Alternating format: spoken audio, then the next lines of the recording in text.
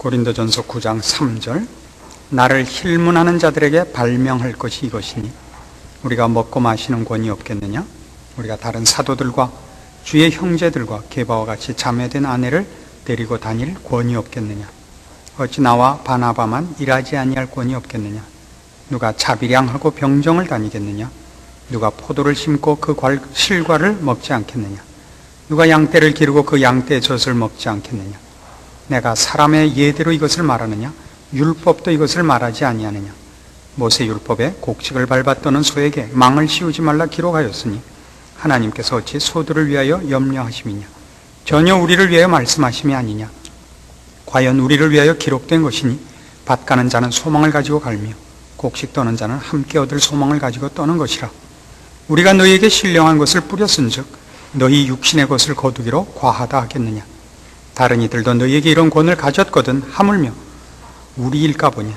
그러나 우리가 이 권을 쓰지 아니하고 범사에 참는 것은 그리스도의 복음에 아무 장애가 없게 하려 함이로라.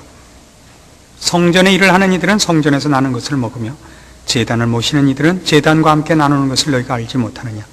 이와 같이 주께서도 복음 전하는 자들이 복음으로 말미암아 살리라 명하셨느니라. 14절까지 보았습니다.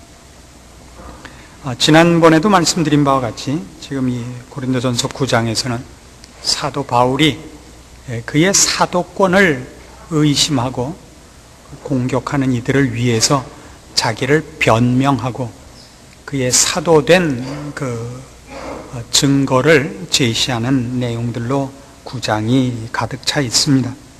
오늘 우리가 살피려고 하는 내용 속에서는 사도 바울이 그가 가진 권리가 무엇인가 하는 것을 얘기하는 대목입니다.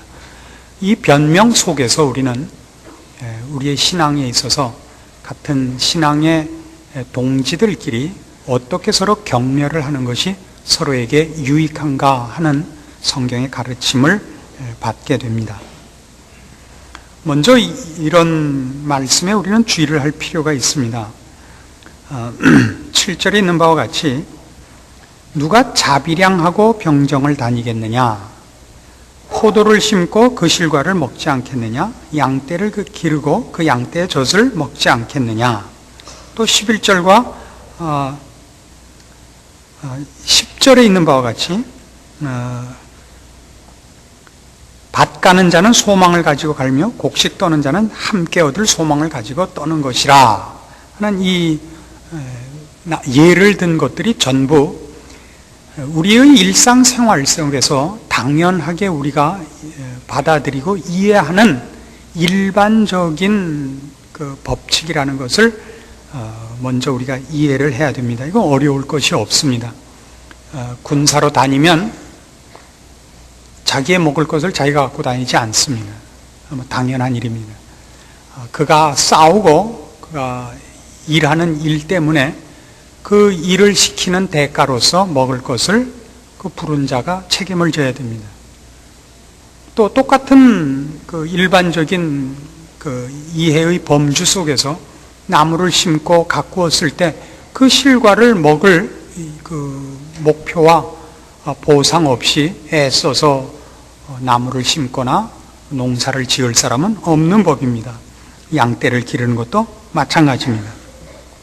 이것이 모든 사람에게 통용되는 하나님의 일반 법칙입니다.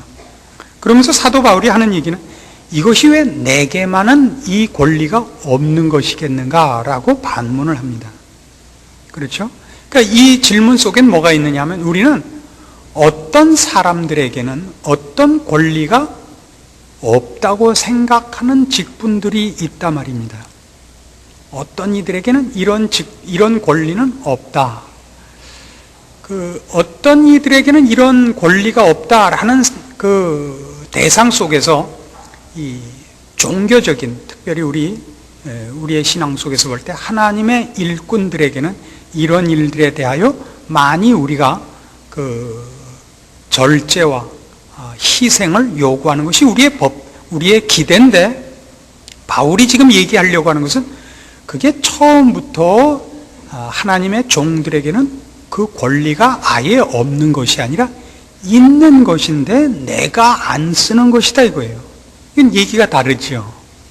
하나님의 종이면 원래 그것이 없어야 된다 하는 것과 그가 그걸 할 수 있지만 하나님의 종이 됐기 때문에 안 한다 하는 것은 얘기가 다르지 않겠습니까? 이제 바울이 하려고 하는 얘기는 전부 그것입니다. 12절에 있는 바와 같이 다른 이들도 너희에게 이런 권을 가졌거든 하물며 우리일까 보냐. 그러나 우리가 이 권을 쓰지 아니하고 범사에 참는 것은 그리스도의 복음에 아무 장애가 없게 하려 함이로라. 이런 권리가 바울에게 있지만 바울이 스스로 사양한 것이라 말입니다. 그럼 이 문제 속에 어떤 그 내용이 내포되어 있느냐면 이 지금 변명 속에는 마치 이 일을 사양하는 것이 그 사람은 처음부터 이 권리가 주어지지 않은 사람, 그래서 한 번 더 오해하면 처음부터 열등한 사람, 뭔가 제한된 조건 속에 있는 사람, 이렇게 그렇게 얕잡아 보지 마라 하는 얘기가 내포되어 있는 것입니다. 조금 이런 내용들은 설교하는 제 입장에서는 저와 직접 연결되는 게 많으니까 답답한 내용들이 많은데 기왕 나온 김에 몇 가지 그런 예를 들 필요가 있습니다. 언젠가도 말씀드린 것 같이 저희 딸내가 아이스크림을 사 먹고 있었더니 그 반 친구가 와서 그랬다고요. 야, 너 교인들이 낸 헌금으로 아이스크림 사 먹을 수 있어? 그랬단 말이에요. 그러니까 우리 애가 뿔나지 않았겠어요? 그리고 그 쇼크가 컸던 것 같아요. 집에 와서 물었어요. 아빠, 우리가 교인들이 낸 헌금으로 먹고 살아? 그래서 뭐 사실이 그렇죠, 현실이. 그러나 그걸 이제 그럼 너 선생님들이 월급 받아가는 걸 학생들이 낸 돈으로 먹고 산다 그러느냐? 그렇지만 그건 다르잖아요. 이건 더 다르단다. 그래도 그 나이에 그걸 다 이해할 수 없죠. 저희 마누라도 이해를 못하는데 애가 어떻게 이해를 하겠어요? 그러니까 상당히 그 자존심 상하게 됐죠. 근데 다음날 답을 하고 왔다고요. 문제 해결이 됐대요. 그래서 어떻게? 우리 아빠가 너희 엄마 우리 교회 나오지 말래. 삼삼하죠, 이 답. 알아서 하세요. 근데 이 일이 어떻게 생기느냐 하면 실제로 이런 어려움이 있어요. 저희 집에도 가끔 일이 많아지면 파출부를 부릅니다. 근데 오셔서 일을 잘 하다가 오전 중에 전화가 몇 번 오면 이게 목사 집이라는 걸 알게 돼요. 그 다음부터 일 안 해요. 목사잖아요, 목사집. 그러니까 우리가 그 사람을 부른 건 일을 도와달라고 부른 건데 이 사람은 갑자기 자기도 신자라는 거예요. 그래서 오늘 구역 예배에 있기 때문에 일찍 가야 된대요. 이런 혼동이 있어요. 그러니까 당연히 당신네는 목사 집이니까 이런 걸 양보해야 되지 않습니까? 다시 말해서 이런 권리가 당신들은 처음부터 없는 것 아닙니까? 이건 상당히 사람을 시험하는 것입니다. 물론 여태껏 그 시험에 진 적은 없지만 이건 많은 성도들 중에서도 오해하고 있는 것 중에 하나가 아닌가 그렇게 생각이 됩니다. 왜냐하면 이것으로 누가 치고 들어온다는 것이 아니라 목사와 그 부인이 이 일을 하느라고 많은 것을 복음의 장애가 되지 않게 많은 것을 참고 사느라고 얼마나 어렵겠는가. 우리를 위해서 그런 걸 참는구나. 참 고맙다. 이렇게 생각을 안 하잖아요. 고맙다고 생각을 안 하는 것이 벌써 우리는 미치고 들어가는 거라고요. 그렇지 않아요? 제가 다른 걸 했으면 못했을 것 같아요. 물론 못했겠지만 그래도 기왕 이렇게 된 김에 큰 소리는 한번 칠 수 있지 않겠어요? 안 해봤으니까. 그래서 이런 문제들은 교회 안에서 서로가 서로에게 손해란 말이에요. 그래서 지금 바울이 이 문제로 인해서 자기 변명을 해야 됐었다고요. 고린도후서 10장으로 가보십시다. 이런 설명을 해야 된다는 건 서로 간에 참 불행한 일이죠. 고린도후서 10장 1절 보십시다. 너희를 대하여 대면하면 겸비하고 떠나 있으면 담대한 나 바울은 이제 그리스도의 온유와 관용으로 친히 너희를 권하고 또한 우리를 육체대로 행하는 자로 여기는 자들을 대하여 내가 담대히 대하려는 것 같이 너희와 함께 있을 때 나로 하여금 이 담대한 태도로 대하지 않게 하기를 구하노라. 말이 좀 완곡한 표현이 됐지만 잘 보시면 이런 거예요. 내가 하나도 너희에게 지거나 꿀릴 게 없는 사람이다. 개인적인 권리나 능력으로 따지면. 그러나 내가 복음을 위하여 너희가 오해를 하거나 시험을 받거나 방해가 되지 않게 하려고 내가 절제하고 있고 희생하고 있는데 너희가 나를 자꾸 이렇게 치고 그러면 내가 원래는 담대하고 실력 있는 사람인데 너희를 만났을 때 그걸 꺼내놓고 싸워야 되는 불행이 없기를 바란다. 그런 말이라고요.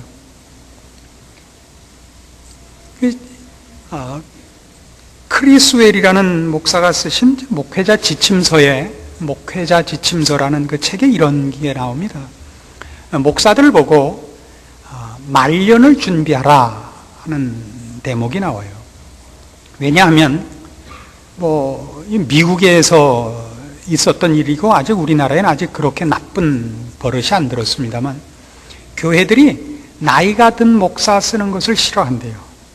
그가 은퇴하고 난 다음에 일도 안 하는 목사를 부양하는 것이 싫어서 적당한 시기가 되면 무슨 핑계를 대서 쫓아내고 자꾸 젊은 목사를 쓴다는 겁니다.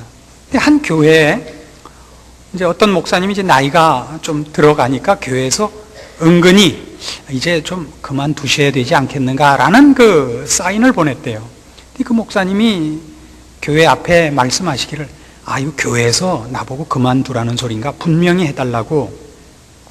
그러니까 그럼 좀 당황스럽잖아요. 그게 아니고 그게 아닌 것은 또 아니지만 또 꼭 그런 것도 아니고 이제 이렇게 됐을 거 아니에요? 그러니까 그 목사님 대답이, 내가 섭섭해서 그러는 것이 아니라 자기는 이 일을 하면서 자기가 자격이 없다고 늘 생각하고 있었기 때문에 하나님 앞에 기도하기를, 하나님, 제가 그만두진 않겠습니다, 먼저. 그러나 교회에서 저보고 그만두라 그러는 날이 하나님이 저보고 일을 그만하려는 날인 줄로 알겠습니다. 그렇게 생각을 하고 언제 그만둘지 모르기 때문에 말년을 자기가 다 준비를 해놓고 있었대요. 그래서 분명히 얘기를 해달라고, 그만두려면 나는 홀가분한 마음으로 이제부터 말년을 놀겠다고. 그러니까 얘기 중에 뭐냐면 말년을 벌써 준비해놨다는 얘기를 듣고 교회에서 아니라고, 이렇게 훌륭하신 분이면 오래 계셔야죠 라는 실화가 있었답니다. 그래서 목사들 보고 말년을 준비해라, 이렇게 그 아주 유명한 목사님의 크리스웰이라는 목사님은 그 목회자 지침서에 그런 글을 써놨습니다. 그러니까 이건 서로 간에 불행한 것입니다. 그런 걸 따져야 된다는 건 말이죠. 이거 괜히 그런 나쁜 버릇이라고 얘기했는데 듣고 배우지 마세요. 그래서 지금 바울도 그런 얘기를 하는 거예요. 자꾸 자기를 설명해야 되는 것이 내가 못난 것이 아니다. 그러나 지금 사도 바울은 그가 못났다고 상대방이 오해하는 것이 개인적으로는 상관이 없지만, 그래서 자기의 사도권이 부인되면 고린도 교회 교인들을 꾸짖을 권위가 생기지 않기 때문에 할 수 없이 자기를 증명하는 중이라 말입니다. 11장 보세요. 고린도후서 11장 1절. 원컨대 너희는 나의 좀 어리석은 것을 용납하라. 청컨대 나를 용납하라. 이건 지금부터 얘기하려는 바울의 얘기들은 개인적인 능력과 개인적인 그 권리에 대한 자기 증명이에요. 그의 당당한 그의 권리들을 나열하는 것이지만 이건 어리석은 거라고요. 이런 건 할 필요 없는 거라고요. 그러나 이 소리를 해야만 되는 것은 바울로서는 괴로운 것이었을 겁니다. 괴로운 일이었을 겁니다. 그러나 할 수밖에 없는 형편이 돼서 할 수 없이 지금 하는 거죠.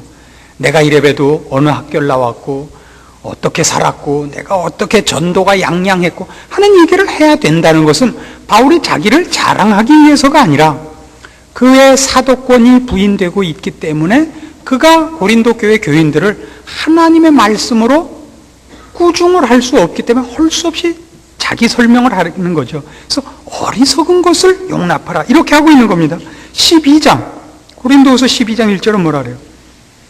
무익하나마, 이 하나도 유익할 게 없어요. 무익하나마 내가 부득불 자랑하노니, 이건 무익한 거예요.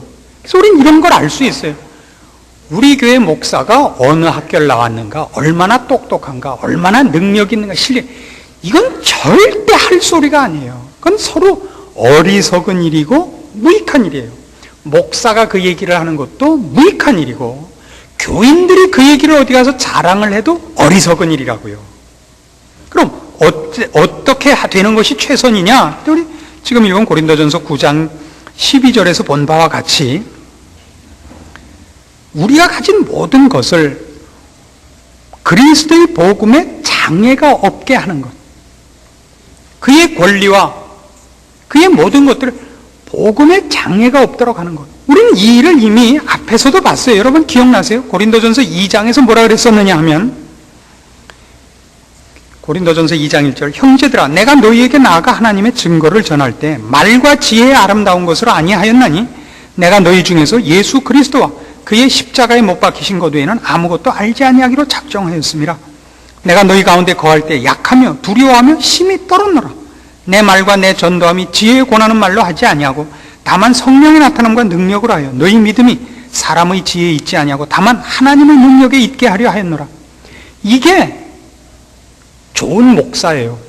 좋은 목자라고요. 그리고 그것만을 사모하는 것이 좋은 성도들인 것입니다.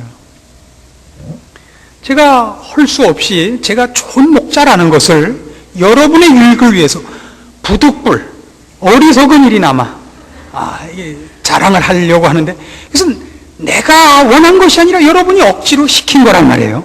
고린도 편지식으로 하자면 이런 일이 있었어요. 이건 우리가 앞으로 좀 더 오래 우리가 신앙생활을 같이 할 가능성이 많으니까 나온 김에 서로를 잘 알 필요가 있어서 부득불 어리석고 무익한 일이나마 자랑을 할 수밖에 없게 됐습니다.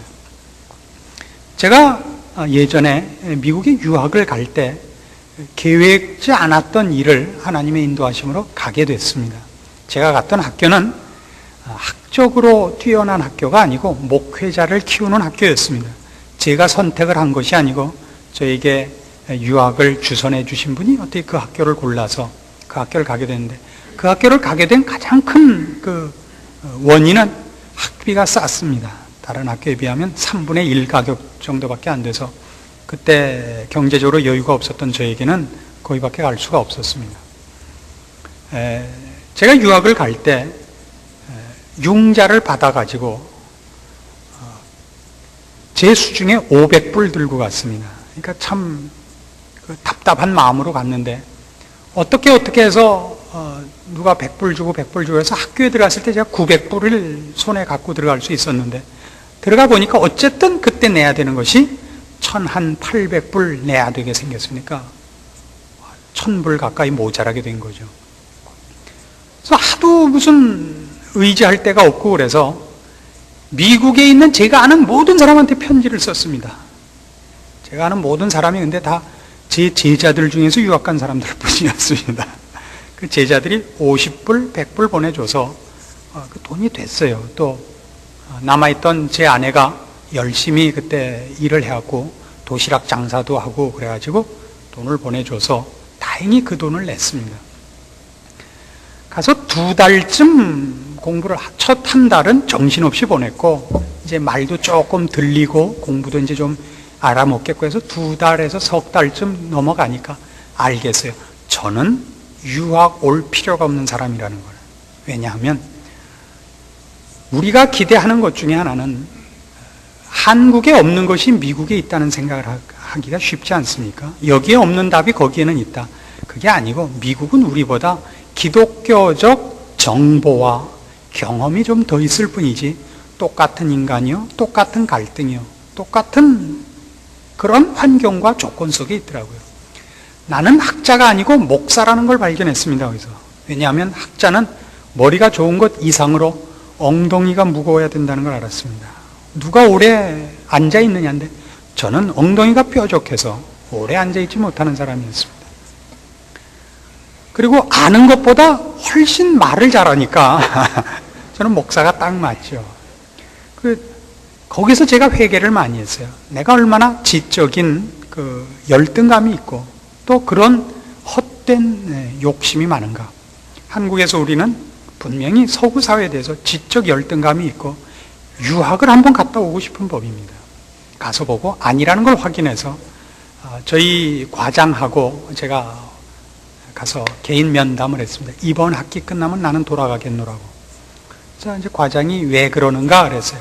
나는 여긴 답이 있는 줄 알았는데 와보니까 그게 아니더라. 내가 잘못 생각하고 왔고 그래서 나는 이제 돌아가서 목사 일을 할 작정이라고. 그러니까 과장이 그걸 상당히 좋게 봤으니까 그 사람도 꽤 괜찮은 신앙을 가진 사람이죠. 알고 보면. 그래서 이제 그분이 저한테 충고를 했습니다. 세상이란 그런 데가 아니니까 석사는 받아갖고 가라 이거야, 학위를. 그래서 난 어차피 가서 목사 할 건데 석사가 무슨 필요가 있냐? 난 필요 없다. 그러니까 미스터 박, 세상은 그런 게 아니에요. 그래갖고 이제 저를 붙잡아 뒀어요. 그래서 가을 학기까지 난 기다릴 돈이 없고, 서머 스쿨에는 제가 원하는 과목이 없고, 필요한 학점을 이수하기 위해서는 가을 학기에도 제가 필요한 것이 없고, 그 다음 봄 학기까지 기다려야 되게 생겼더라고요. 커리큘럼 나온 것이. 그래서 난 그때까지 기다릴 일단 돈도 없고 마음도 없다 그래서 그 과장이 개인 교수를 해줬습니다. 몇 과목을. 그래서 서머 스쿨을 하고. 그래서 저는 30학점을, 그 대학원 과정 30학점을 봄 학기와 서머 스쿨까지, 그러니까 6개월 만에 마치고 7월에 돌아왔습니다. 1월에 들어갔고 말이죠. 그러니까 6개월 동안 뭐 미국을 얼마나 봤느냐 그러는지 모르지만 사람 나름이죠. 근데 그때 이제 그 결심을 하고 돌아오겠다는 편지를 저희 어머니께 드리고, 제가 그때 한국은행 신우회를 맡고 있다 갔는데 그 신우회에 보내고, 수원에서 성경 공부 그룹이 있었는데 거기 3군데 편지를 보냈어요. 그때 제 심정과 결심을. 3군데서 편지가 왔는데 저희 어머니한테서 온 답장은 이겁니다. 나는 네가 미국을 간다 그럴 때 그래도 내 자식이 이제는 뭔가 훌륭한 길에 들어섰구나라는 기대를 가졌다. 그런데 고생을 못 참고 온단 말이냐. 난 너에 대해서 실망이 이만저만이 아니다. 이게 저희 어머니의 답장이에요. 한국은행 신우회에서 회장님이 보낸 답장은 이겁니다. 박 목사님, 돌아오신다는 말씀 듣고 참 기뻐하고 그 결심에 대해서 참 고마울 수가 없습니다. 그러나 어렵게 간 유학이니 기왕 가신 김에 박사를 하고 오십시오. 이게 두 번째 답장이었습니다. 수원에서 가르쳤던 성경 공부 그룹에서 편지가 왔습니다. 목사님, 맞습니다. 우린 박사가 필요하지 않고 목사가 필요합니다. 여러분들이 이 3번째 그룹이 되어주시길 바라는 겁니다. 오늘날 우리나라 교회 목사들이 잘못 간 가장 큰 이유는 뭐냐면 교회가 그걸 요구했기 때문입니다. 지금도 많은 교회들이 박사 학위 소지자를 요구합니다. 경력 중에. 박사라는 것은 그분이 학계에 들어가서 강의를 할 사람이 아니라면 목사로서는 거의 필요 없는 것입니다. 그건 어리석고 무익한 자랑입니다. 무엇이 있어야 되느냐? 여기 있는 것 같은 이게 있어야 돼요. 내가 아니고 나를 통하여 하나님이 일하시는가 안 하시는가의 싸움이 있어야만 됩니다. 그걸 위하여 지금 사도 바울은 그의 모든 것을 포기하고 있는 겁니다. 오해를 사며 모든 환난과 핍박을 기꺼이 당하는 것입니다. 여러분이 그런 목자를 하나님 앞에 구해야 되고, 그리고 여러분 속에서 그런 분위기 속에서만 그런 목자가 배출되는 것입니다. 우리가 지금 고린도전서에서 보면 그런 대목이 여러 번 나왔던 것을 봅니다. 사도 바울이 얼마나 뛰어난 목자냐 할 때 7장에서 뭐라 그랬어요? 결혼 문제까지도 7장 7절 나는 모든 사람이 나와 같기를 원하노라. 어떻게 나와 같기를? 혼자이길 원하는 거예요. 왜요? 가정을 돌보는 그 정성과 그 신경 쓰는 것까지도 몽땅 다 주를 위해서만 바쳤으면 좋겠다는 거예요. 대단하지 않습니까? 8장에서 뭐라 그랬어요? 우상제물 문제 따지다 8장 13절 그러므로 만일 식물이 내 형제로 실족해 하면 나는 영원히 고기를 먹지 아니하여 내 형제를 실족치 않게 하리라. 대단하죠? 이게 참다운 목자의 기준입니다. 이게 참다운 목자의 기준인데 우리는 훨씬 다른 것으로 목자의 가치를 따진단 말이죠. 그럼 우리가 고쳐야 되는 시각인 것입니다. 그러나 여기 우리가 하나 조심할 것이 있습니다. 그가 얼마나 금욕적이고 얼마나 희생적이냐 하는 것을 장렬하다는 의미로서 그 사람의 하나의 치장으로 끌고 가서는 안 됩니다. 누가 더 희생적이냐, 누가 더 금욕적이냐, 그래서 누가 더 훌륭하냐는 그 사람이 얼마나 괜찮은 사람이냐, 그 사람을 놓고 치장을 해서는 안 되는 거예요. 그 사람이 실제로 그에게 맡겨진 양떼들을 배불리고 살찌게 하고 유익하게 하느냐로 평가가 돼야지, 그가 얼마나 자기 희생적이고 자기 금욕적인 걸로 그 사람 자체의 점수가 되느냐, 이걸 구별하는 것은 또 하나의 우리의 분석이 요구되는 지혜입니다. 누구는 차도 안 탄대, 누구는 사례도 안 받는데, 그건 절대 자랑할 얘기가 아닙니다. 자동차를 타는 것은 필요한 것을 타면 됩니다. 필요한 것보다 더한 것을 하면 거기서부터 사치입니다. 그러나 필요한 것을 안 하는 것이 자랑이 아닙니다. 여기서 부산을 가는데 기차 안 타고 자동차 안 타고 걸어간다. 이건 미련한 짓이에요. 차라는 것은 어느 만큼 필요하냐면요, 그 차를 타고 가서 그 다음 일을 수행하는데 손해를 보거나 피해가 없을 정도로는 안락할 필요가 있는 겁니다.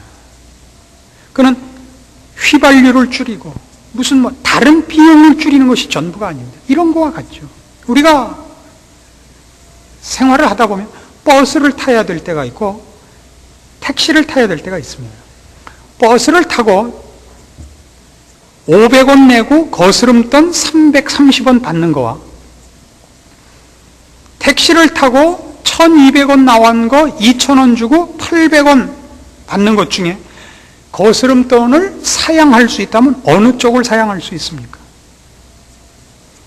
170원짜리 버스 타고 200원 내고 30원 거스름 받는 거와 2000원 내고 1200원 나온 택시값 800원 거스름 받는 건 액수는 한쪽은 30원이고 한쪽은 800원이지만 거스름돈을 사양할 수 있는 경우는 오히려 택시를 탄 경우입니다. 왜냐하면 버스는 돈을 아끼려고 고생을 무릅쓰고 탄 것이기 때문에 30원도 아껴야 되는 것이고, 택시를 탄 것은 신속함과 편리함을 위해서 돈을 쓰기로 한 것이기 때문에 800원을 사양할 수 있는 겁니다.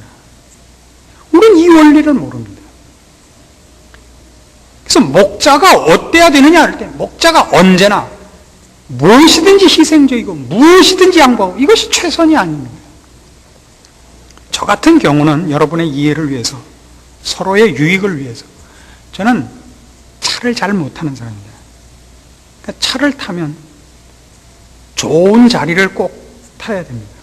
제 아내와 함께 미국을 갈 때마다 언제나 어떤 불상사가 있었냐 하면 제 아내 보고 일어나 서 있으라 그러고 두 자리에 걸쳐서 제가 누워서 가는 것입니다. 세상에 몰상식한 사람으로 오해될까봐 꼭 칼만 타고 가죠. 한국 사람끼리 타는 데니까 모두가 당연하게 여겨줘서 늘 그저 그렇게 갑니다. 저는 못 견디고 저희 아내는 견디니까 못 견디는 사람이 누워갈 수밖에 방법이 없죠. 그러나 그걸 누가 보고 와서 우리 목사님은 몰상식하고 인간도 아니다 이렇게 얘기하는 사람은 그건 전혀 영적인 분별력이 없는 사람인 것이죠. 요한복음 10장으로 가보십시다.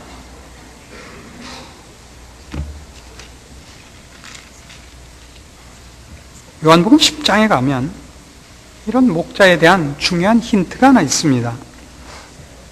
10장 11절입니다. 나는 선한 목자라. 선한 목자는 양들을 위하여 목숨을 버리거니와 싹구는 목자도 아니요 양도 제 양이 아니라 이리가 오는 것을 보면 양을 버리고 달아나나니 이리가 양을 늑탈하고 또 해치느니라. 달아나는 것은 저가 싹군이 까닭에 양을 돌아보지 아니함이라. 자, 싹군은 그 보상만을 목표로 하고 와서 일을 하는 것이고, 참다운 목자는 양을 위하여 있는 것입니다. 근데 이 문제에서 어떤 문제가 생기느냐 하면, 그러면 보상을 목표로 하지 않고 양떼를 위해서만 한다면 목자가 그 싹을 받을 필요가 뭐가 있느냐, 이런 문제가 생기죠. 그렇지 않습니까? 갈라디아서 6장으로 가보십시다.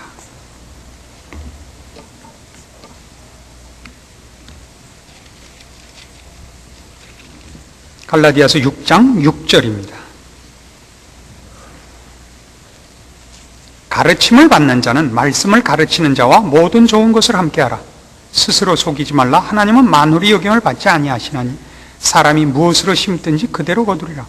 자기의 육체를 위하여 심는 자는 육체로부터 썩어진 것을 거두고 성령을 위하여 심는 자는 성령으로부터 영생을 거두리라. 우리가 선을 행하되 낙심하지 말지니 피곤하지 아니하면 때가 이름에 거두리라. 그러므로 우리는 기회 있는 대로 모든 이에게 착한 일을 하되 더욱 믿음의 가정들에게 할지니라. 자, 여기 제가 좋아하는 성경 구절이 하나 나와요. 갈라디아서 6장 7절. 스스로 속이지 말라. 하나님은 만물이 여김을 받지 아니하시나니 사람이 무엇으로 심든지 그대로 거두리란데, 이 구절이 무엇에 대한 설명으로 나오느냐면 6절에 대한 설명이죠. 가르침을 받는 자는, 말씀을 가르치는 자와 모든 좋은 것을 함께 알아요. 그래서 우리는 이런 답을 얻을 수 있습니다. 목자는, 참다운 목자는 양떼를 위하여 존재합니다.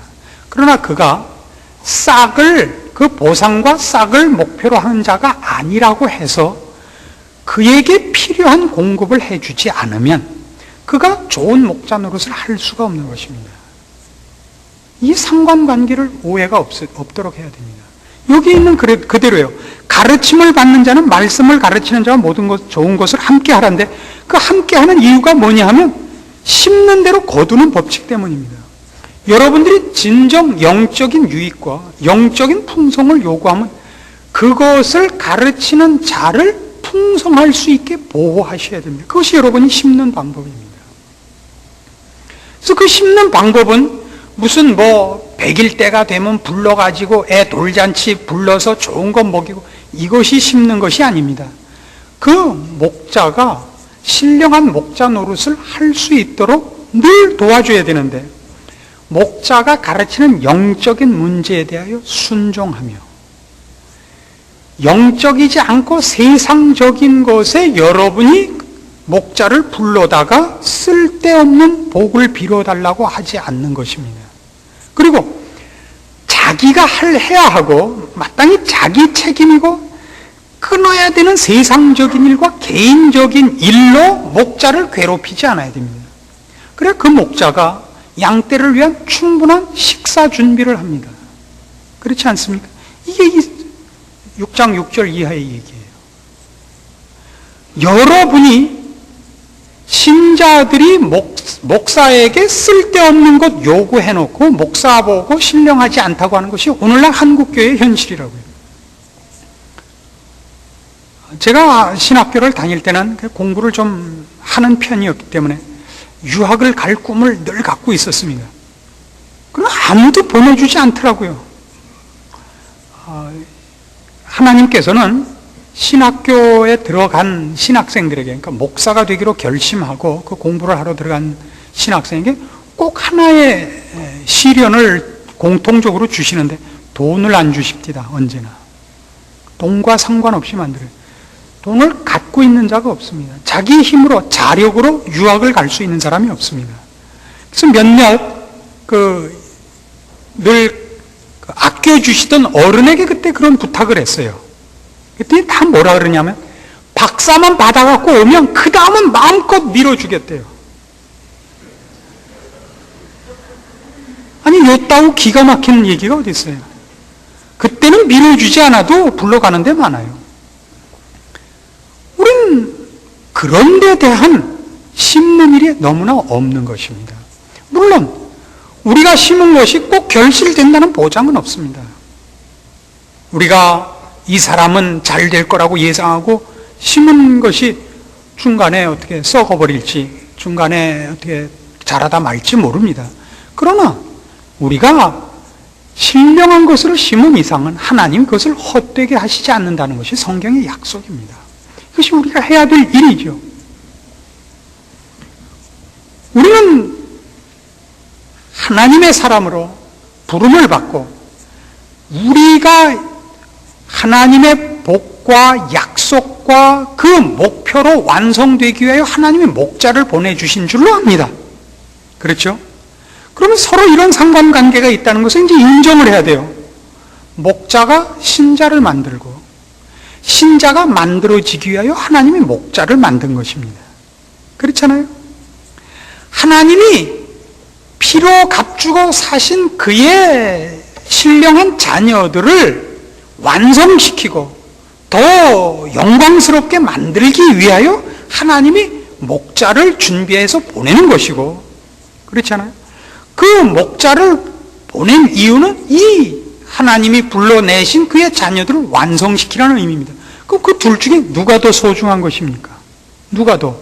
궁극적인 목표는 성도들입니다.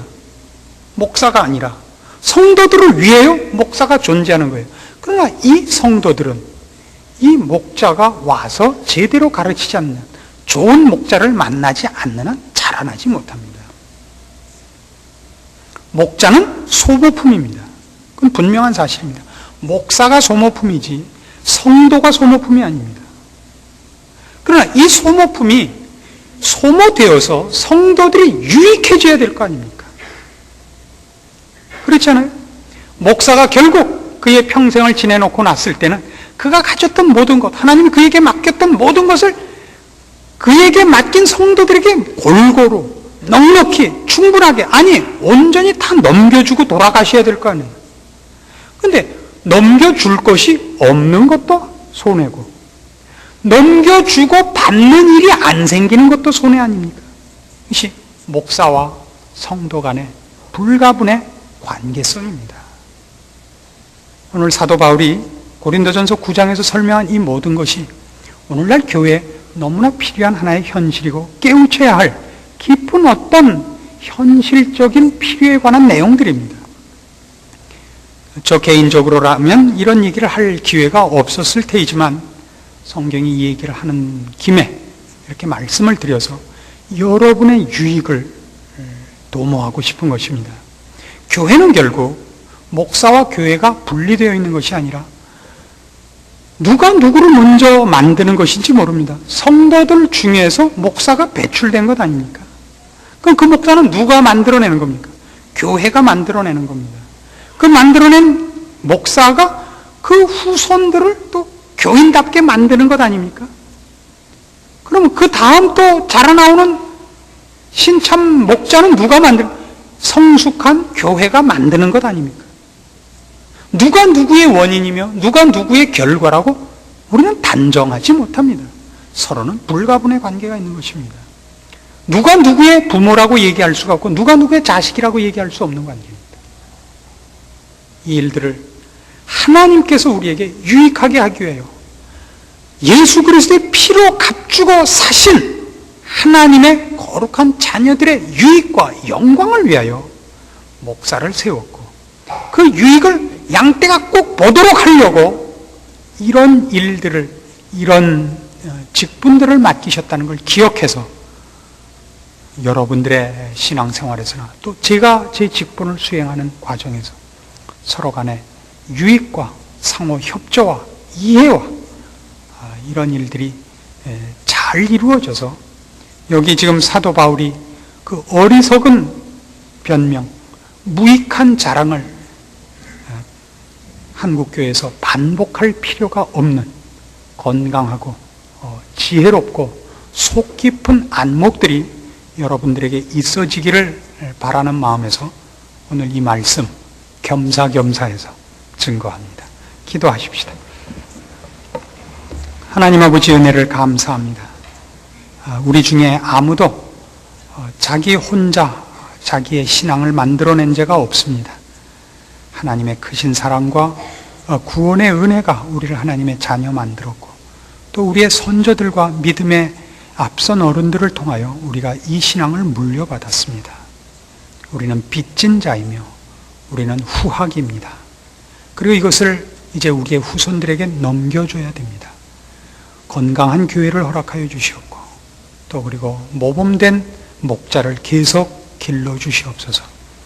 일이 우리들의 책임인 것을 인식하게 하사 한국 교회에 참으로 복된 유산이 만들어지게 하시고 아름다운 전통이 있게 하시고 그리고 하나님께서 불러 세우신 종이 우리 모두의 유익을 위하여 하나님의 부름을 받은 것과 그리고 그 종이 하나님께서 피로 값주고 사신 영혼들을 위하여 존재하는 것을 서로 기억하여 권리를 주장하지 말고 책임을 앞세워 우리 주님께서 우리에게 요구하시고 허락하신 모든 아름다운 약속들이 충만하게 이루어져 영광과 아름다움과 찬송과 간증과 기적이 넘치는 교회가 이 한국 사회에 꼭 이루어지도록 오늘 주의 말씀을 들은 우리와 또 주께서 이 복음을 허락하신 이 나라 위에 은총을 베푸시고 그 말씀이 열매 맺도록 지켜주시옵소서. 예수님의 이름으로 기도합니다. 아멘.